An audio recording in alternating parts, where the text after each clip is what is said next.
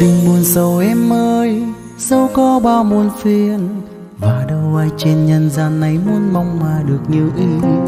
Chỉ cần là em vui, anh sẽ luôn cố gắng lo cho em thật nhiều để em chẳng phải thua thiệt ai. Dù mình nghèo em ơi, có phải đâu nghèo tình, miễn sao đôi ta luôn bên nhau, biết đâu ngày mai sẽ khác. Đời còn dài em ơi, đâu ai hay biết trước, anh vẫn tin một ngày đôi ta sẽ tốt hơn bây giờ. Đừng buồn anh nghe em ơi, vì phải để em hay nghĩ suy. Đôi khi em buồn mà sao anh thấy thương em làm sao. Anh chưa lo được em trong lúc anh cơ hàn, là một người đàn ông sao anh có thể để cho em buồn. Thà ngày xưa không yêu anh, người khác sẽ cho em ấm êm. Khi yêu anh rồi thì anh phải chở che cho đời em. Anh yêu em vì em bao khó khăn trong đời, chẳng là gì thâm thiết khi anh vẫn thấy em luôn tươi cười.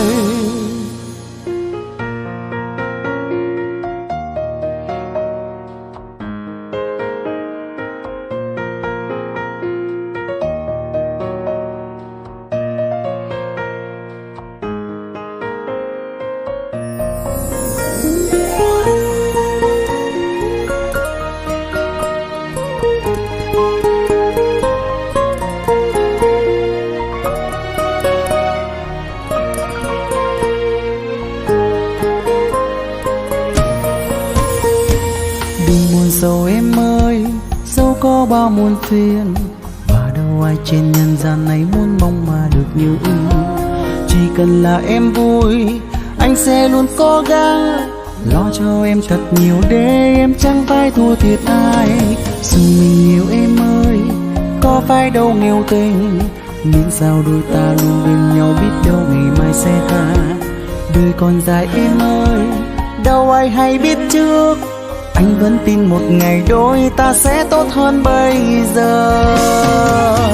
Đừng buồn anh nghe em ơi, vì phải để em hay nghĩ suy. Đôi khi em buồn mà sao anh thấy thương em làm sao.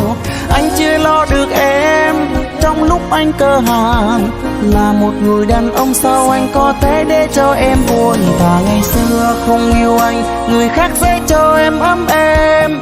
Khi yêu anh rồi thì anh phải chở che cho đời em. Anh yêu em vì em bao khó khăn trong đời, chẳng là gì thâm thiết khi anh vẫn thấy em luôn tươi cười.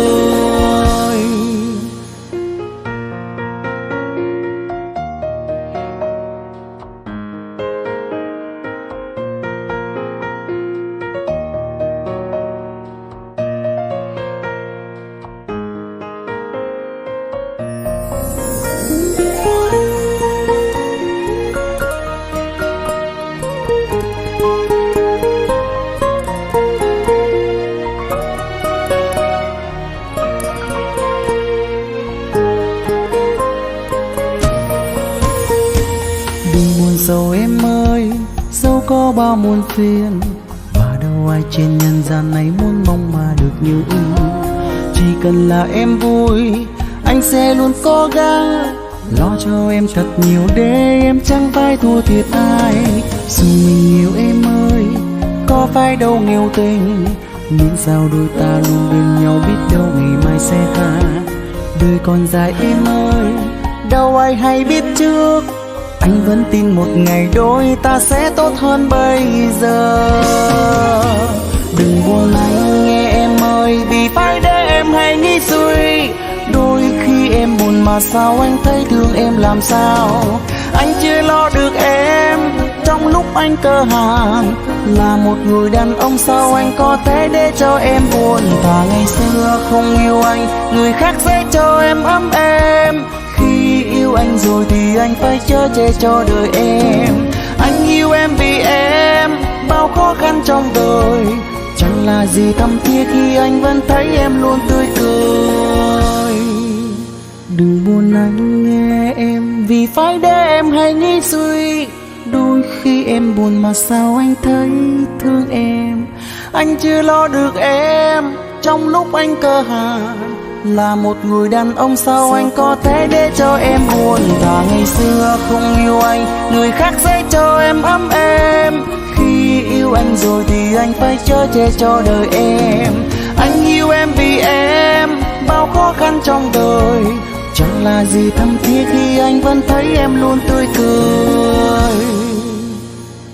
Chẳng là gì thâm thiết khi anh vẫn thấy em luôn cười.